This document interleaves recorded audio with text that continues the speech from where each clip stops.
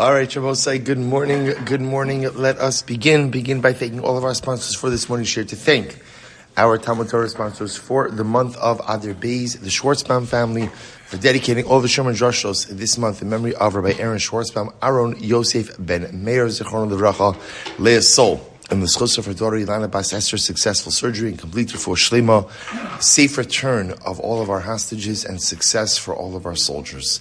Maia Hoffman, in memory of her father Reuven ben Emanuel, and in the merit of hatzlacha, health, and joy for the entire family. Yoel Sara Kelman, in honor of the birth of their son, and in memory of Staff Sergeant David Sasson, Hashem Yikam Damo, who was killed fighting in Gaza on March 6th, 2024. We thank all of our sponsors for their generosity, all of the neshama and aliyah, the families in neshama, all those who need a refuah and together with Kol Yisrael.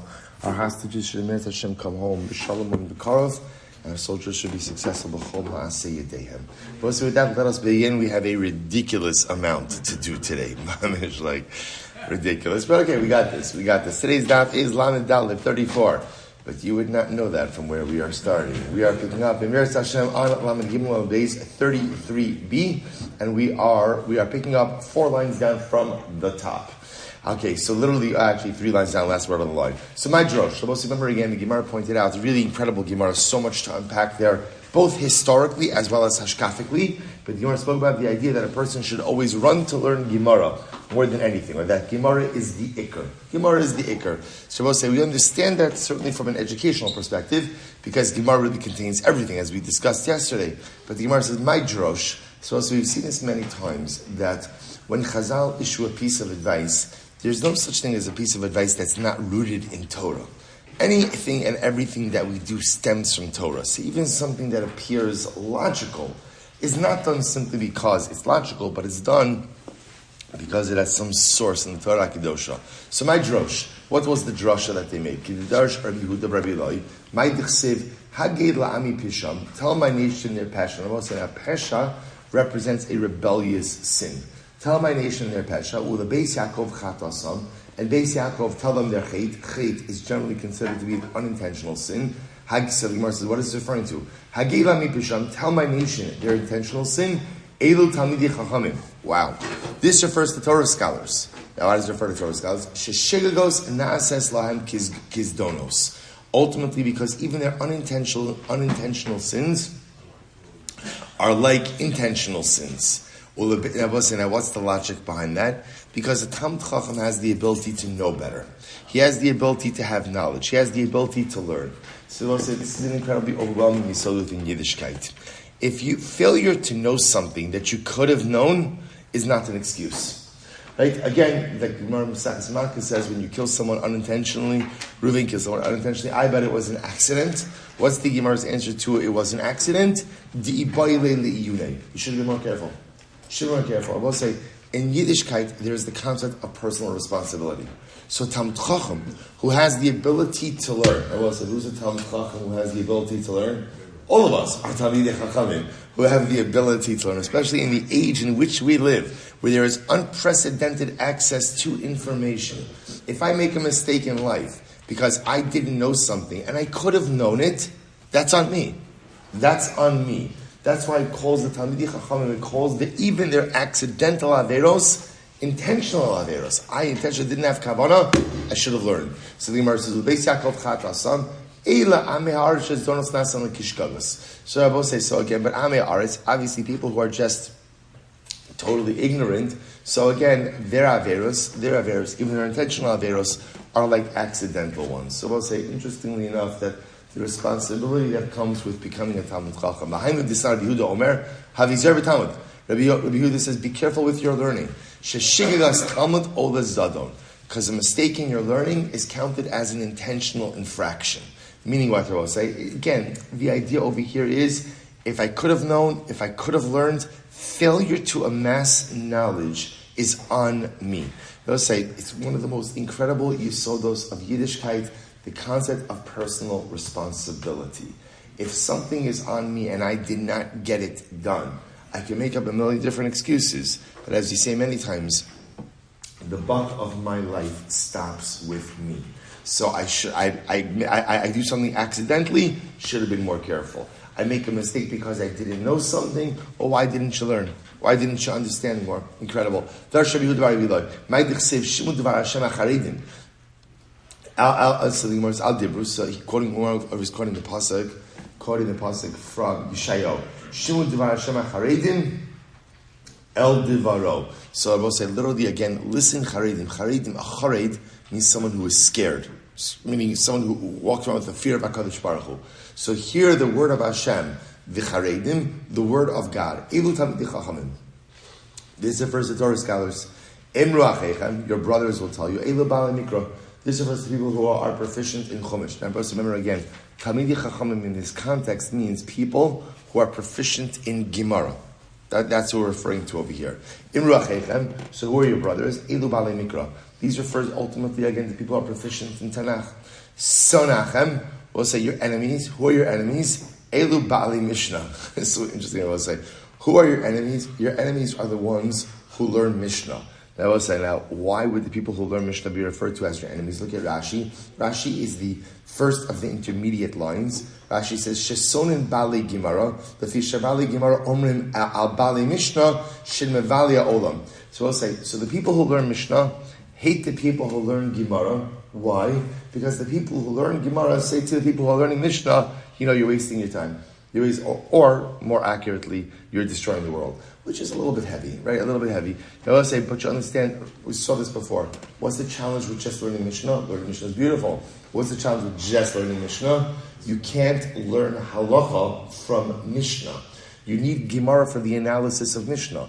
So there's a danger in those who only learn Mishnah, in that often they will come to erroneous conclusions in their Judaic practice. So I will say, this is also just a little bit tragic because you see that sometimes I will say, even people who are focused on spiritual pursuits and even people who are focused on the service of God, we sometimes lose our way and begin chas v'shalom to dislike one another. It's very, very, very, this is not a new dynamic.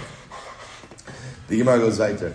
The Gemara says, Minadechem, literally again, those who despise you, Elu Amei Haaretz. This refers to Amei Haaretz, to ignorant people. Rashi says over here, Shetalmidei Chachamim Snuen Umitu Avim Lahem Kenida. Just like a woman who's a nida is distanced from her husband, the Amei Haaretz often hate Talmidei Chachamim. They have a disdain for Torah scholarship. We'll say we see this dynamic. Why is it that sometimes people who are ignorant have a disdain for Torah? We'll say because deep down the neshama knows what it should be doing. The neshama knows how it should be behaving. And so sometimes, again, that almost inadequacy or inferiority sometimes can manifest itself in a sense of disdain. So we'll say, isn't this incredible? You see this level of discord that exists within the ranks of Klal Yisrael. I says the Gemara Shema Tomar, Pasak Sivra Menatal Sikuyam, Talmud Lomar, V'nira B'simchaschem. I see you might say that literally again, there's no hope, right? There's no hope. There's no future for any of these individuals. Talmud Lomar, V'nira B'simchaschem. We will see the future joy. Shema Tomar, Yisrael Yevoshu, Talmud Lomar, V'hem Yevoshu, Ovdei Kochavim Yevoshu V'Yisrael Yismachu. So I will say this pasuk is talking about the Messianic era. I will say, what a way to end this parak. What's the good news? I will say a lot of times within Klal Yisrael there's discord. It happens, and the truth is, it has been happening. And people dislike each other for a variety of different reasons. And sometimes the most dangerous levels of discord are religious discord. Because we'll say when a person hates someone else because of religion, so suddenly again it becomes like a holy war. Suddenly again it becomes like I'm executing the will of God by having disdain for someone else who doesn't look like me, behave like me, practice like me. We'll say, what's the good news? The good news is when Mashiach comes, everything is corrected. Mashiach is the ultimate course-correcting event. Mashiach is what puts us, again, I will say, on the right path. And even if all this animosity exists, when Mashiach comes, all of Klal Yisrael will rejoice. Hadjun Allah, Elam Metzias. I will say, by the way, what a beautiful way to end the parak also. If you think about it, Elam Metzias is all about lost objects. And I will say, one of the saddest things about Klal Yisrael's journey is we lose so much over the course of the journey. We lose a love for one another, an appreciation for one another. Elam Metzias is about finding things that are lost. And the beautiful part is, the parak comes off by telling us when Mashiach comes, we'll find that love for one another that has often been lost over the ages. So often that love has been replaced by disdain, by animosity, by negativity. It's lost. It's lost. The good news is when Mashiach comes, Emir Tashem Halavai Bekarov, it'll all be found again. Let's go weiter. Mafkid Eitzel Chavera. So, by the way, I just want to point out, not doing justice to that Gemara at all. I just feel like a sense of full disclosure over here. There's so much more to do there, but Emir Tashem, okay, you'll have the homework. So Gemara says weiter. Hamafkid Eitzel Chavera Behema Okelim Benignivu O Sha'avdu. We'll say, here we go. This is now the parak that is going to talk all about Shomrim, right? Not the organization, but again, but the different levels, right? The different people who are obligated to go ahead and guard or watch an item. So we'll see, here we go. Reuven, I deposited an item with Reuven. Either an animal or utensils. And let's say again, Reuven either lost it or it was stolen from Reuven. What's the halacha? Now, we're going to see over here, Shomer has two options. Option number one is sheleima v'lo ratza lishava. So Rabbi said we're going to see that under certain circumstances, a shomer could take an oath that he did not misappropriate or do anything wrong with the object, and that frees him from liability. Again, when that is, how that is, we're going to have to discuss. But Lamaisa, we see that concept. So Rabbi says, so what do you do in the following case? Let's say in this case over here, the Reuven, the shomer, says, you know what, I don't want to swear. I'll pay you. Right? You deposited an ox with me. The ox is worth $1,000. I'm not getting into oaths. Here's $1,000 and we're done. Sheleima v'lo ratza lishava. Shari amru shomer chinam nishba v'yotzei. So for example, we'll say an unpaid custodian. We'll discuss all about this. A shomer chinam has the ability to exempt himself from liability by simply paying. See, paid, he doesn't want to swear. So the Gemara says, nimtza. Okay, fine. So we'll say it's case closed. But now it's not. What happens? Sometime later on, nimtza haganov. So we'll say, indeed the object was stolen. And sometime later on, we track down the thief. Nimtza haganov. So when we ultimately find the thief is going to either have to pay kefel, double payment, or if he slaughtered and sold it 4 or 5 times, so the Gemara says, Lemi mishalim. Who does he pay? To which the Gemara answers, Lemi shapikadon etzlo. This is very interesting. Also, what the Mishnah is essentially saying is like this. When Reuven goes ahead and pays the money and doesn't swear, pays the value of the item and doesn't swear, what Reuven essentially does is Reuven acquires the item. He acquires it. Now, what that mechanism is, we'll have to see in the Gemara, but he acquires it. Which means that subsequently, when they find the thief, who gets the kefel, or who gets the arba v'chamisha? Reuven the shomer. A really interesting halacha. Not me, the owner, right? Because essentially, by getting paid for the object, I'm out. I'm done. Now, Reuven essentially becomes the owner of the object. He gets the kefil or the arba v'chamisha. Pretty incredible. So the Gemara says, nishba v'lo ratza l'shalim. What happens, I found the other hand, again, same case, I deposited my ox with Reuven. Reuven claims it got stolen. And he swears. In this case, he swears, I did not misappropriate the ox, in which case he is exempted from everything. In that case, nimtzag an mishalim teshlum kefil, taloch umach mishalim teshlum arba v'chamisha, mi mishalim lebal pikadon. In that case, I will say, what's the halacha? In that case, the halacha is, again, where he swore and exempted himself. If we subsequently find the thief, who gets the kefil? Who gets the arba v'chamisha? Me, the owner of the object itself. Okay, incredible. So the Gemara says, first, the Gemara starts with a very simple question. First of all, we'll say, why does the Mishnah have to say, I deposit with my friend an animal or utensils? Why do you need to say both? Just say one, I get the point. To which the Gemara says, I'll tell you why.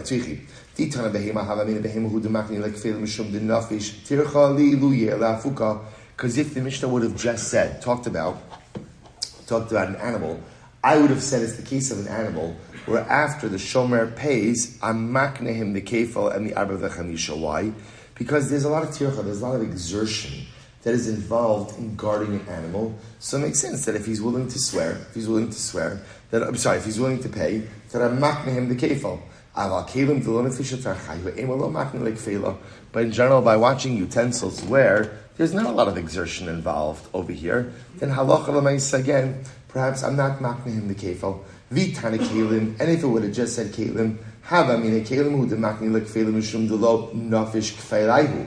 Aval behema. So if it would have just said kelim, I would have said kelim is when I, the owner, am makne the kefil to the shomer. Why? Because again, it's kelim. How much is kefil going to be? It's not such a big amount. I'm willing to be makne that to him. However, about behema the chitava chumachar b'shan dalin v'hei ema lo makne lekfela. I will say when it comes to a behema where kefil is not the big payout, What's the big payout? Tavach umachar, right? Slaughtering and selling where there's dalid v'hei. Maybe I'm not makna that. Therefore, tzricha. Therefore, I will say the Mishnah wants to teach that the mechanics, as espoused in the Mishnah, apply to both behema and kalim. Incredible. So therefore, I will say that's our halacha. Here we go. Maskif l'rayim barchama v'ha ein adam makna davar shalab aliolam. But how does this whole thing work? I was supposed to say, how can you be maknes something to someone that doesn't exist? I was supposed to say, let's play this out over here. I go ahead, I give my ox to Reuven. He's a shomer chinam. Say, Reuven, watch this for me. I come back to collect my ox. Reuven says, I'm so sorry it was stolen. I say, Reuven, that's fine, but there's a mechanism for this. Either pay or swear. Reuven says, you know what, I'm going to pay. I'm going to pay, here's $1,000 for your ox. I say, okay, Reuven, you paid me now. Reuven says, just so you should know, if they ever track down the thief, and if there's ever kefil or arba v'chamisha, it's yours. How can you do that, Rabbi? Saying you can't be makna. You can't give over ownership of something that doesn't exist in this world. In other words, remember, in order to be makna something, there has to be a kinyan. There has to be a mechanism of transition, of acquisition. So that only works with something that exists. The Gemara says, and even according to Meir, who says that a person can acquire something or can be makna, can give over rights to something that doesn't yet exist. I will say, you know what's an example of that? You can give over fruit, right? Let's say I own a palm tree. The palm tree is going to go ahead and sprout dates. The dates don't exist, but you know what does exist? The tree exists. And again, palm trees sprout dates. So that's a future right that I can give over because it essentially does exist in some form. So how do you go David da'asu? Because they're going to flourish, they're going to sprout. Avalhacha, top of Lamadalit, Avalhacha miyemer, demigavna. I will say, but over here, demiganva, sorry. But over here, who says that the object is even ever going to be stolen? So I will say, that's what the Gemara is asking over here. How could I be makna? How could I convey ownership over a future right that doesn't exist? To which the Gemara says, here we go. And if you say that the object ultimately is going to be stolen, so we'll say 34a second line, who says that the thief is ever going to be found? And if they find the thief, who says that ultimately the thief is going to pay? Perhaps Dilma Modi Umiftar. We'll say, remember again, so Kefel Arba Vechamisha is a knas. There's a very easy way to get out of a knas. What's the easy way to get out of a knas? Admit it. So we'll say, so essentially what the Gemara says is, I don't understand the mechanics of this. In other words, I'll accept the principle. The principle is if I deposit an object with a shomer, he then claims that it was stolen, lost, and this works best in the case of a shomer chinam, an unpaid custodian, who is not chayiv for geneva va'aveda. Okay, so now I go ahead and I come to the shomer. I say, shomer, give me back my object. Shomer says, I'm so sorry, it was stolen. I say, fine, swear or pay. He says, I'm going to pay. Now the Mishnah says, okay, as a result of him paying, he's entitled to the future kefel or abra v'chamisha. The Gemara says, I don't understand, how does that entitlement work? What are the mechanics? How am I conveying that right to him? So here we go. I'll say two opinions. Amar Rava, Nasa ki omerlo l'chishatigno v'tirtze v'tashlimini hare parasi kinuyi l'chame achshav. I was supposed to say this is fascinating. Rava says this essentially is built in to our agreement from the beginning. When I give over my ox to Reuven to watch, right? Reuven is a shomer chinim, an unpaid custodian. Therefore, Reuven is patur on geneva va'aveda. So when I give over that ox to Reuven, essentially, there is an unwritten part of our agreement, or even an unspoken part of our agreement. What's the unspoken part? It's like this: Reuven, watch my ox. In parentheses, if this ox is stolen, and you choose to just pay me instead of swearing, I retroactively convey ownership of the ox to you to this moment. It's a lot to unpack. And therefore, what does that mean? That turns out that when the ox is stolen and Reuven and Reuven pays me, he retroactively becomes the owner of the ox from the moment that I deposited it with him. Which now means that because he's the retroactive owner, therefore what? Should the thief be found, it makes sense that Reuven is the one who is entitled to the kefal or to the arba v'chamisha. Beautiful.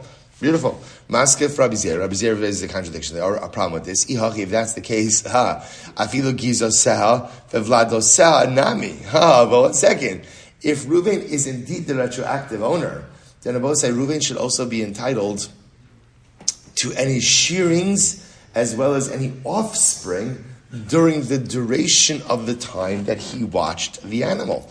Right? I will say if he is the retroactive owner, that means that when that animal is stolen, any shearings or any offspring that came about between the time that the animal was was deposited with him and stolen should also become Reuven's. Yet, alamatanya, but we learned chutz mi gizo seva v'alosea. I will say we learned that halacha l'maisa Reuven is not entitled to that.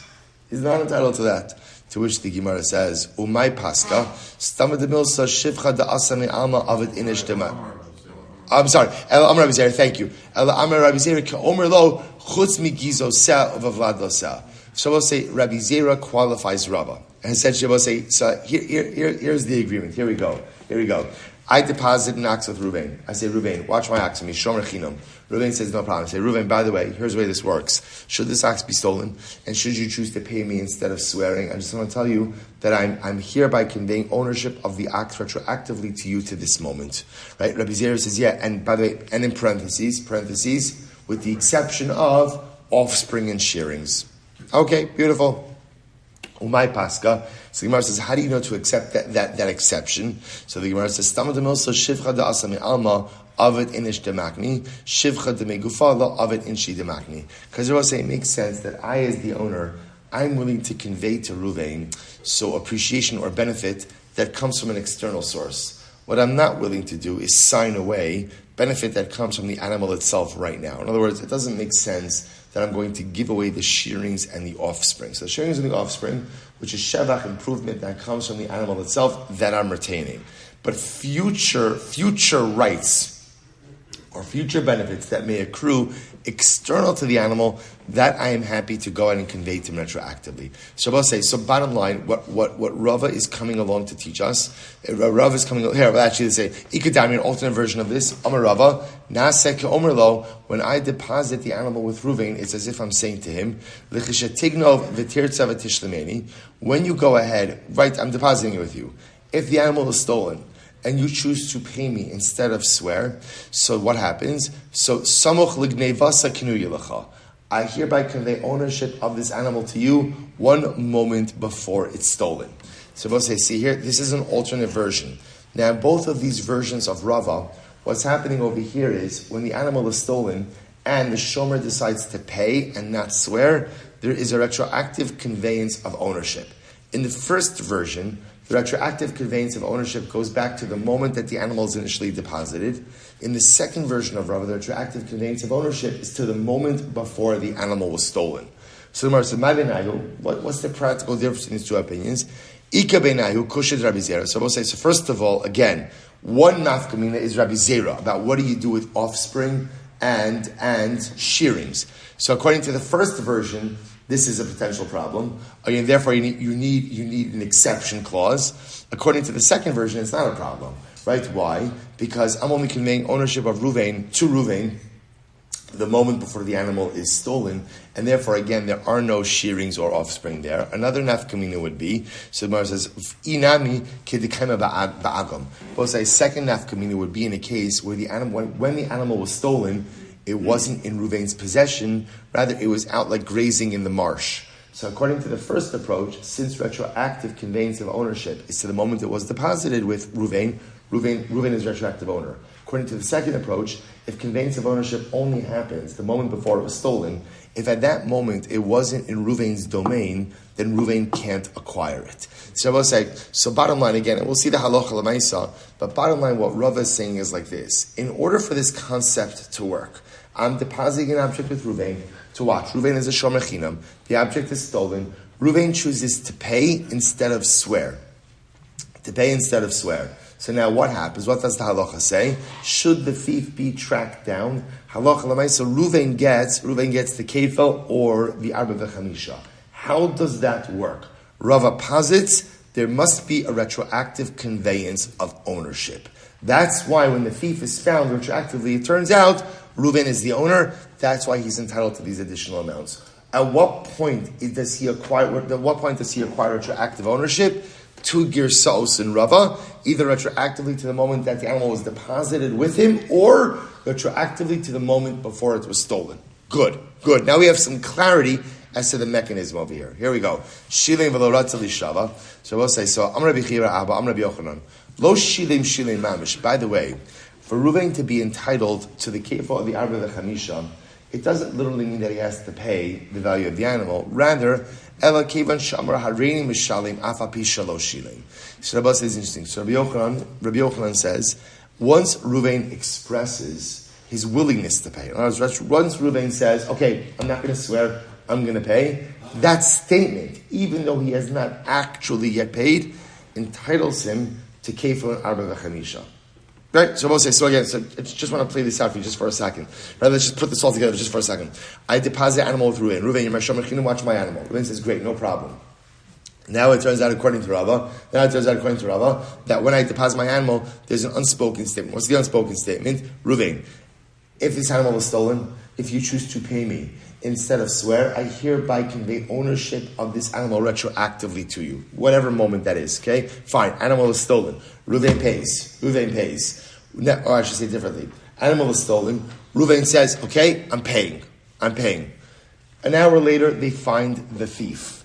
Rabbi Yochanan says, even though Reuven has not yet actually paid, because he said he's going to pay, he is entitled to the kefah or to the arba v'chamisha. Okay, let's analyze. So the Gemara says, Tanan, shilem v'lo ratza l'shavash. So the Gemara says, here's the problem. The Mishnah says, shilem. The Mishnah says, Reuven paid. If he paid and he did not want to swear, which sounds like I will say, paid means what? He tendered the money. So the Gemara says, shilem in lo, shilem lo. So it sounds like only if he paid is he entitled to the kefah and arba v'chamisha, but just a statement of willingness to pay doesn't give you ownership over these items. To which the Gemara says, ema seifa, nishpa v'lo ratza l'shalim. It will say, what does the end of the Mishnah say? If he swore, but he did not want to pay, taima de lo ratza. The reason ultimately is because he didn't want to pay. Ha ratza, which sounds like if he wanted to pay, afapi shalosh shilem. So most of the Gemara says you're right. The truth is, from the Mishnah itself, you can't really glean Rabbi Yochanan's point. So Tanya Kavasi Rabbi Yochanan. So let's bring a brayso to support Rabbi Yochanan. Again, Rabbi saying Rabbi Yochanan is of the opinion that says, even if the shomer didn't actually pay, but expressed a willingness to pay, ultimately, again, that is enough. So the Gemara says, let's bring a brayso to support him. Hasocher paramechavero is someone rents a cow from his friend. V'nignava. Now, I just want to point out what's happening over here. Up until now, we've really been focused on a shomer chinam, an unpaid custodian. Unpaid custodian, ultimately, again, is really chayav for very little. Remember, again, responsibility, it corresponds to degree of benefit.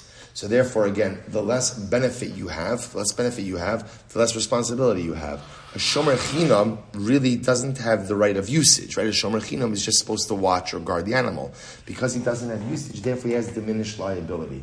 So really the only thing that a shomer chinam is responsible for is really pshia, negligence.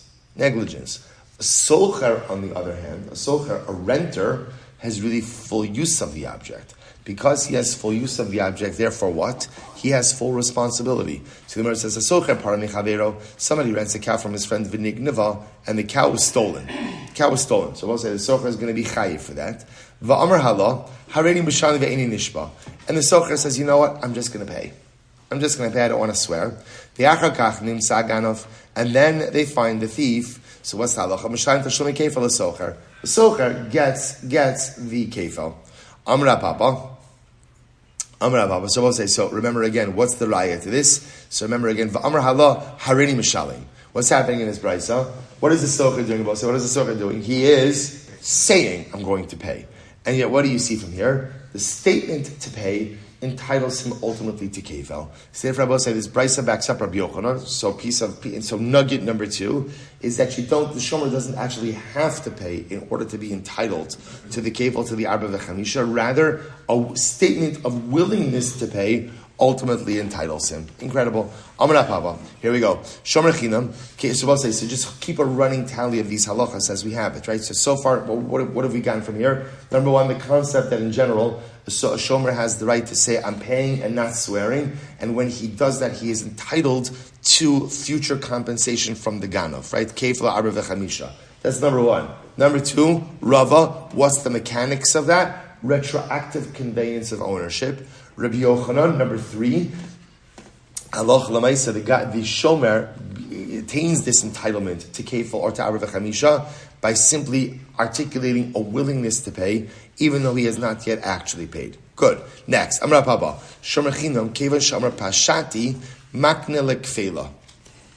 Supposed to listen to this. Rapapa says another halacha. Shomer chinam. It's the same case. I deposit my cow with Reuven. Reuven is a shomer chinam. I come back to collect it, and what happens? Reuven says, I was negligent. I was negligent. Pashati. So obviously, by admitting that he was negligent, what happens over here? He's Hy'd. He's obligated to pay. And I will say again, essentially also by admitting Pashati, what he's saying is, I commit myself to pay. So what's the halacha? Makni lekfela. Ultimately, again, in that case, the shomer is entitled to kefel. Why? The boy pater nafshe bigneva. Now I will say, here's what's interesting. The shomer chinam could have made another claim. What's the other claim he could have made? It was stolen. Remember, shomer chinam is pater on geneva va'aveda, if the object is lost or it's not lost. Now, interestingly enough, so he's making a claim that makes him liable. And we'll say, obviously, just logically, because he's saying pashati, he's therefore saying, Allah I owe you the money. Owing you the money is a commitment to pay. Commitment to pay entitles you ultimately to future kefil. Okay, shomer sachar, kevin shomer nigneva, makna lekfil. Similarly, again, if a shomer sachar, a paid custodian, if he says, I had the animal, it was stolen from me. When he makes that statement, he makes himself liable. Makni lekfela. Therefore, again, just by making himself liable, he makes himself liable to pay. Once you're liable to pay, that ultimately means you're entitled to future payments. Makni lekfela, di boy pater nafshe b'shvura umesa. Interestingly enough, he could have patered himself, he could have exempted himself, ultimately, again, with the claim of Shavura or Mesa. Okay? Shoel, Sha'amar Harini Mishalim. So the Gemara says, so interestingly enough, if a Shoel says, I'm ready to pay, so lo makni lekfela, he's not entitled to future kefel. Why? B'may havile lemifter nafshe. Ultimately, again, because Rabbi says Shoel, now we'll talk about all of this in greater depth, but a shoel has the greatest level of liability because a shoel has complete usage of the item. So the Gemara says, so therefore, again, even if he admits liability, he's not entitled to kefil. Why? So because what could a shoel? So in all of these previous cases, what we recognize is all of these other individuals could have made a claim that exempted them from liability.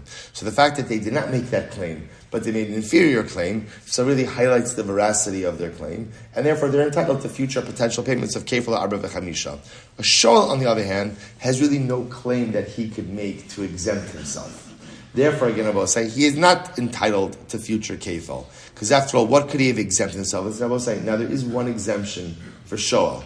What's the one exemption? But mesa machmas malacha.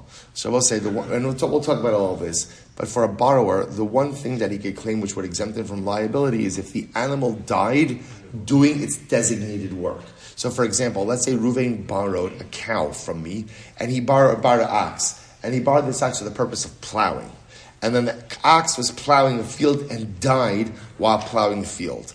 Technically speaking, a borrower is exempt from that. So he could have made that claim. So this is actually very interesting. Mesa machmas malacha lo shlicha. This is an uncommon occurrence. So because it's an uncommon occurrence, it's not really a claim he could have made. Okay. Igidar was another alternate version of this. Amar Papa. Shoal nami kevan shamar harim shalim makni lekfela. So in this alternate version, Papa says even a shoel who says I'm ready to pay. I don't know the animal I'm ready to pay. He also gets the kefel. Why? So fine. So the Gemara said, Amar Rav Zvid, Hachi Amar Rabbi. Rabbi said, Shoel Achi Shalim. A shoel, say, for a shoel to be entitled to kefel and to arba v'chamisha, a statement, right, or an articulation of willingness to pay is not enough. He actually has to pay, right, in order to be entitled to kefel or Arba v'chamisha. What's the logic? My timer, hoyel v'chol hana shalom, b'diburo lo makni l'kfela. Or shol is different. We'll say by all the other people, once they articulate a willingness to pay, we'll say in one of two ways. There are two ways you articulate a willingness to pay. Either by admitting what happened to the animal, and therefore making yourself liable to payment, or by saying, I'll just pay. In all of those other cases, once you articulate that, then halacha l'maisa, you're entitled to the kefil, to the arba v'chamisha. This is Rabbi Yochanan, just through your articulation of a willingness to pay. The Gemara suggests all of that applies to all the other people except for a shoel. Except the shoel. Why is a shoel different? The Gemara says, Hoil v'chol hana shalo, since the shoel enjoys complete benefit and complete usage of the animal, b'diburo lo makni l'kfela.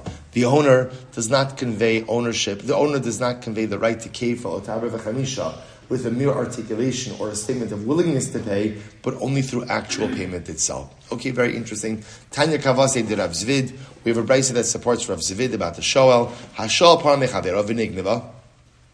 So we'll say, if I lend my cow to Reuven and it was stolen, B'kidem hashol v'shilem, and the shol, you know what Reuven does? Reuven just shows up at my house with a check. Here's the money, here's $1,000 for your cow. Shalom Yisrael. V'aragachtim sahaganov. And then the thief is found. Mishalem tashlume kefal l'shoel. Ultimately, again, the kefal goes to the shoel. And I will say, now, why does this work? Why does this work? B'pashtos, because what happened in this case, there wasn't an articulation to pay. Rather, what was there? What was there? Actual payment. So according to the first version of Papa, this works. According to the second version, perhaps it should be problematic.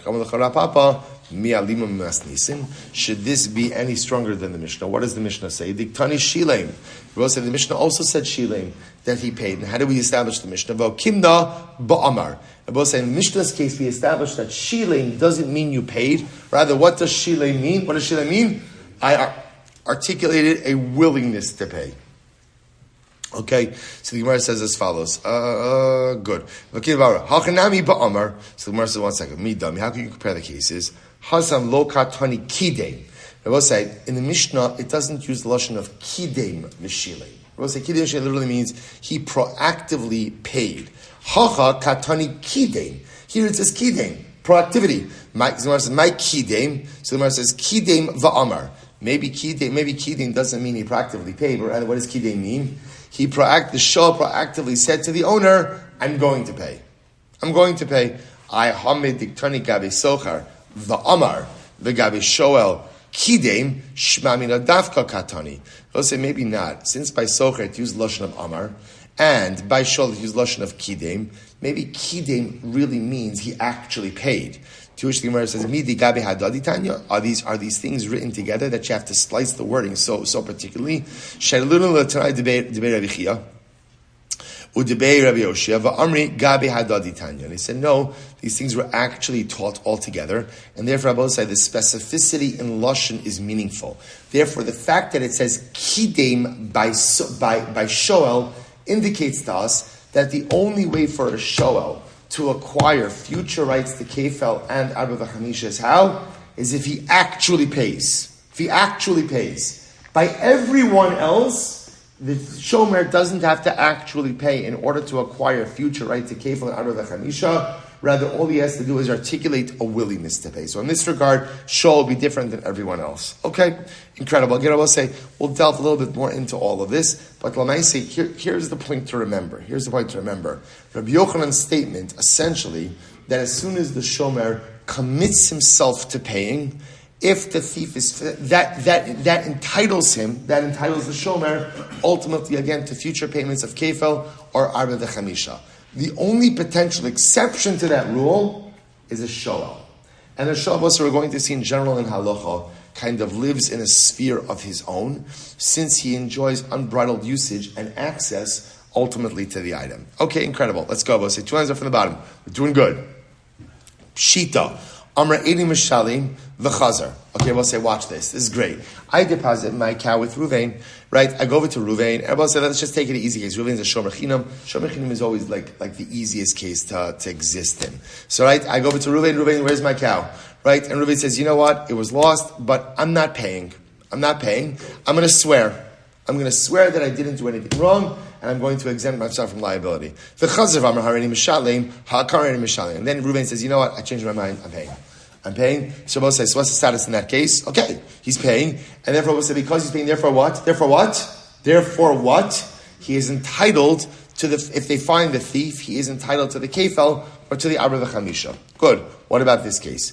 Ela Amar Harini Mishalim. Watch this, we'll say. Let's say Reuven says, I'm going to pay you. Same case, I'm going to pay you. Amar Beis, we'll say. Amar Beis. The chazava Amar Eini Mishalim. And then Reuven turns around and says, you know what? I changed my mind. I'm not swearing. Now both say, now watch this. Then what? Then I both say, let's say they find the thief. Now this kefal and arba v'chamisha. How do we look at Reuven's flip-flopping over here? So the Gemara says, so I want him to say, okay, he changed his mind. Look, apparently he is entitled to change his mind. Or as well say, people are entitled to change their mind. So Lamais, again over here, he said he was going to swear. No, he said he was going to pay, and now he said he's not going to pay. So therefore he's taking an oath. Okay, so now that we found the thief, who gets the kefil, who gets the arba v'chamisha? Me, the owner of the object. Oh, Dilma, no. B'milsakai, v'dachu yehu d'kamad chilei. So this is very interesting. Or maybe not. Maybe Reuven still plans on paying. I said, why did he say he's not paying? Why did I say? To buy himself time. I was about to say, by the way, we see this, right? We've seen this by other cases, Modeh, but Metzia, other cases like this, where sometimes people will say, I'm not paying. But they don't really mean I'm not paying. Rather, what do they mean? What do they really mean? I need a little bit more time to get the money together. So if a person intends on paying, but they need a little bit more time to get the money together, so I say, so ultimately, why don't they just say what they mean? Oh, why don't people say what they mean in life? That is the most incredible question. Because I will say people have pride. It's hard for a person to say, I don't have the money. So it says, change my mind. So how do we interpret? So again, I will say in this case, Reuven said, I'm going to pay. Then Reuven changed his mind. He said, I'm not going to pay. So how do we view that? Is this really recanting? And therefore he's going to take a shavua? Or no, he still intends on paying. He's just buying himself a little bit more time. So here we go. Amar is supposed to say, so we're going to go through a whole bunch of cases now. Get ready. Put your seatbelt on. Whole bunch of cases. Amar, Harini Mishalim Umeis. Ooh, okay. Reuven says, I'm going to pay. Right? And what happens? And then he died. Reuven died. Va'amru banav einanu mishalmin. And then his kids say, we're not paying. Hopefully they waited till after the Levaya to do this, right? But the right? I'm not paying this, right? There's nothing to do with us. I'm not paying this. So what's the halacha? So do we say that the kids are recanting on the debt owed by their father? Or maybe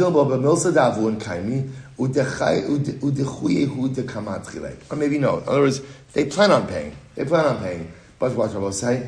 They're buying a little bit of time, right? They have to settle the estate. They don't know what's going on. So they have to buy themselves a little bit of time. Okay. Shalmu banim mai.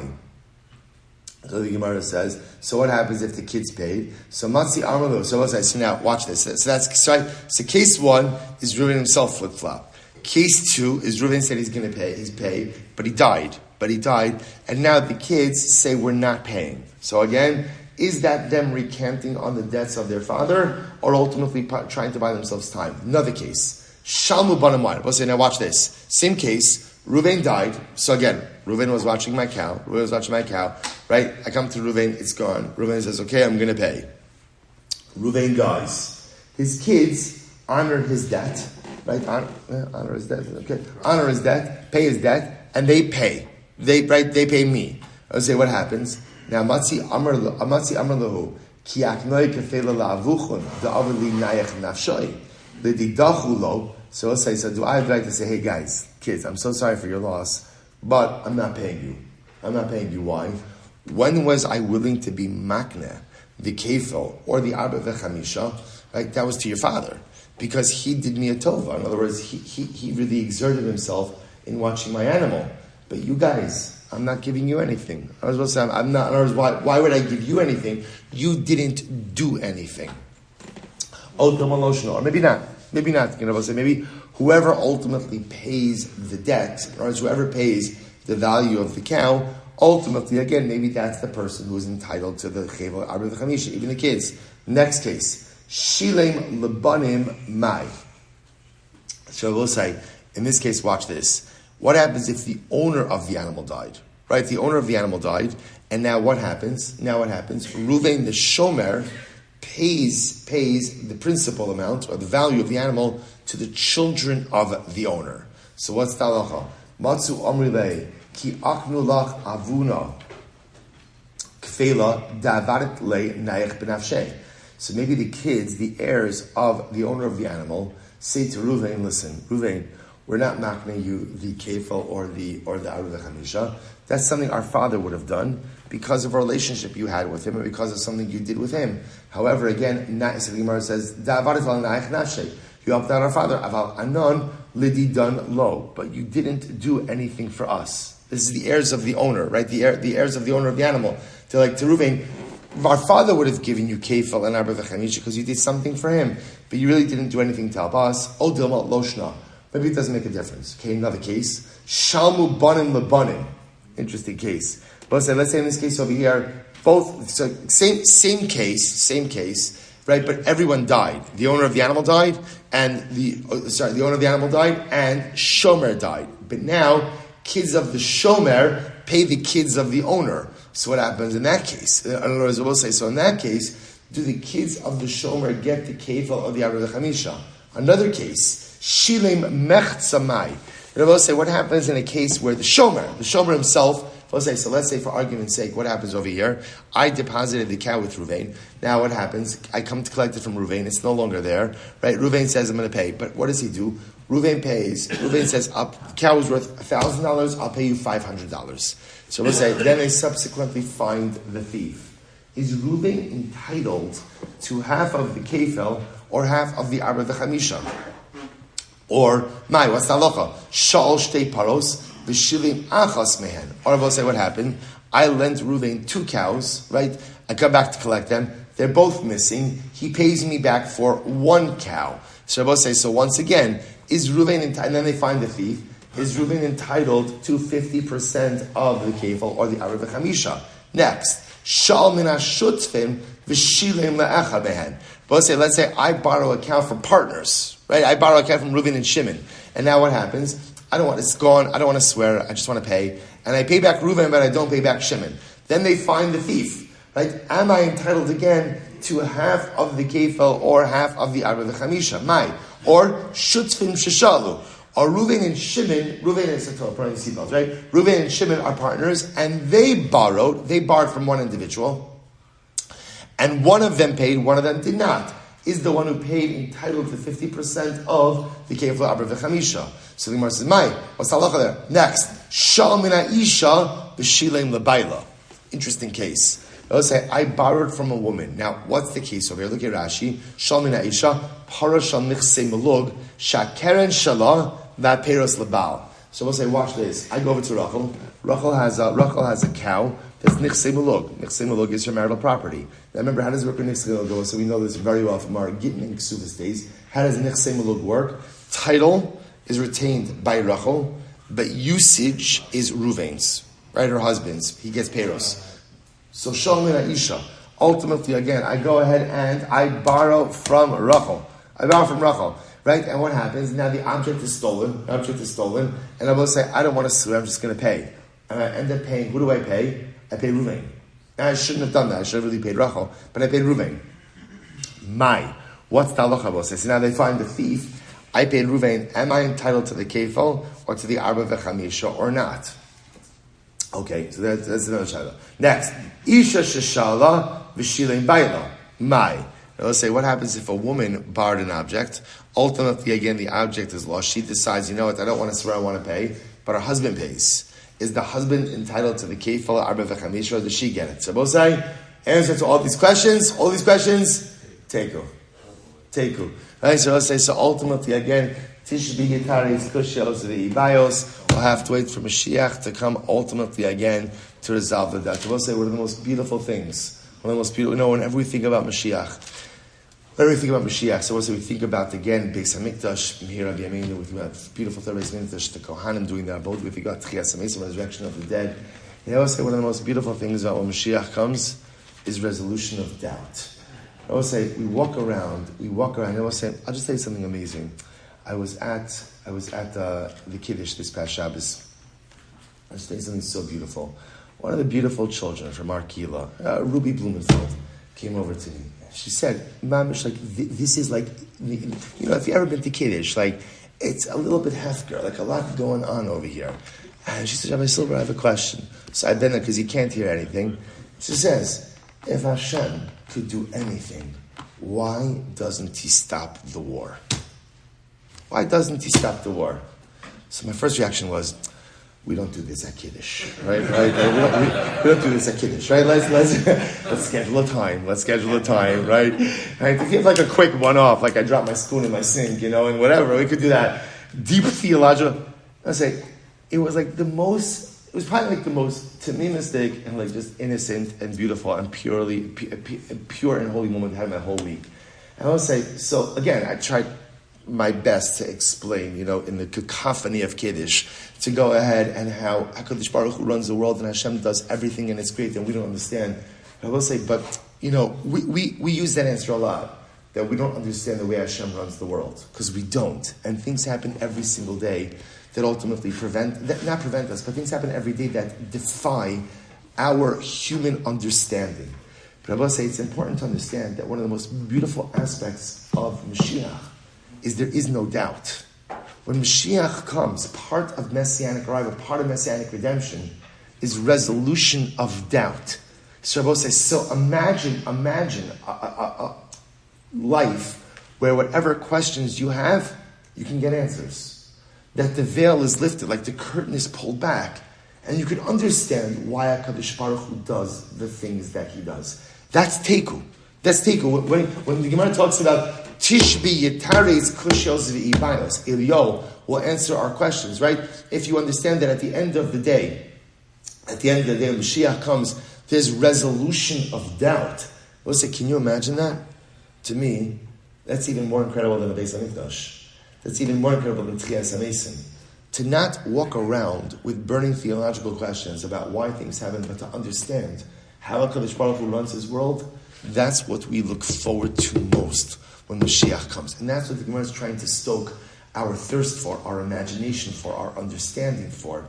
Tegel, there's so many questions. I will say, to be honest, Mashiach comes, these are not going to be the first ones on our list that we need answered. These are interesting. I'm looking forward. Halavai, I'll say, can you imagine? We'll get to Rav Meir Shapiro, get to the Lublina Rav. It's right to be, I think we're going to try to book him to give a Daf Yomi Shem Meir Hashem. How incredible will that be? We'll have to polish up on our Yiddish a little bit. Right? But Lamaisa, how incredible will that be? But the truth is also, getting resolution to the shilas on Bava Metzia Daf Ramadan and days, that's not what's keeping me up at night. But the resolution to all the other questions that I walk around with, that's what I look forward to most in Meretz Hashem in the Messianic era. So what I say, how we should be Zocha Meretz Hashem to get the answers to all of our questions. And here Rabbi Amenu, Amen. Amar Rafuna. Ravuna says as follows. Here we go. Mashbi'in also Shavua She'ena B'Shuso. So I will say, this is a very important halacha. A very important halacha. So I will say, halacha l'maisa, we go ahead and we administer an oath. So we'll say, so this is a separate and distinct shvuah, and a shvuah that every single shomer makes. So we'll say, up until now, we can see when we speak about a shvuah, it's a shvuah that I haven't misappropriated, a shvuah that I haven't done anything wrong. So comes along Rafuna says, in general, even if a shomer wants to swear, right? Even if a shomer wants to swear, wants to pay, we administer a shvuah that says she'ena b'rshuso. We say, okay, you want to pay, that's fine. Swear that the object is not in your possession. Take a quick look at Rashi. Mashbi'in also. Amasnisin koi. Afa pishu mishalim kidiktani shilim v'loratza lishava. Mashbi'in also shvuah she'ena b'rshuso. See, even though halacha l'maisa, the shomer wants to pay, we make him swear that you don't have possession of the item. Why? My taima. Chayshina and shama ein of nasan ba. I will say, what are we concerned about? We are concerned for the following case. You can have a shomer, I will say, who says like this, look, Silber gave me this cow. Over the time that we spent together, I've really grown close to this cow. Right? I'm not ready. I go through life, I have attachment issues. I'm usually a little bit of a detached person. We've really connected. Here's what I'm going to do. I want to keep the cow, but I don't want to steal. So here's what I'm going to do. I'm going to tell Silber it was stolen, and I'll just pay him. And shalom Yisrael.